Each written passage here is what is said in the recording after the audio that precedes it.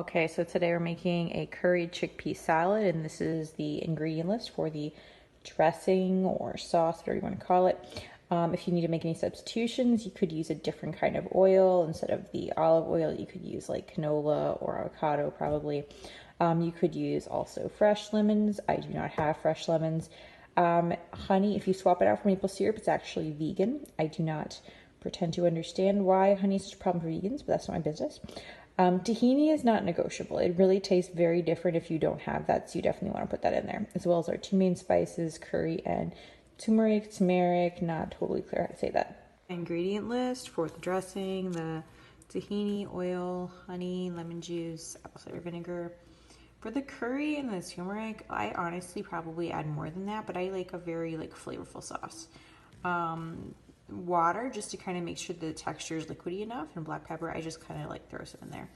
For the salad, what I'm putting in is a cup of chickpeas, a bunch of cilantro. Mine's gonna look weird because it's been in the freezer. It's just been in the freezer. Some green onions, and I may not quite have that many because I have them growing in my windowsill, and if I don't have enough, well, then I don't have enough. 1 to 2 bell peppers, just depending on how much veggie I want. Half a cup of raisins. I personally always use golden raisins because I prefer those. 1/3 of a cup chopped cashews. If you don't have cashews, I've used pine nuts before. You can't really tell the difference. Probably could use almonds, though I would not choose a salted nut because you've already put some salt in there up top, so it might throw off the taste just a little bit. So I'm just putting a little black pepper in there to kind of top it off as I get ready to mix it. I have my chickpeas here in a glass mixing bowl. Side note, this mixing bowl is not big enough. Okay, I know that already. This is going to be a problem for future Dana, which is unfortunate.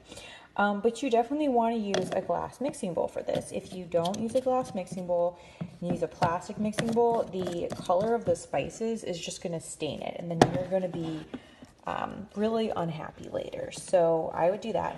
As you can see, I'm actually putting it in my Ninja blender, personal blender bottle thingy.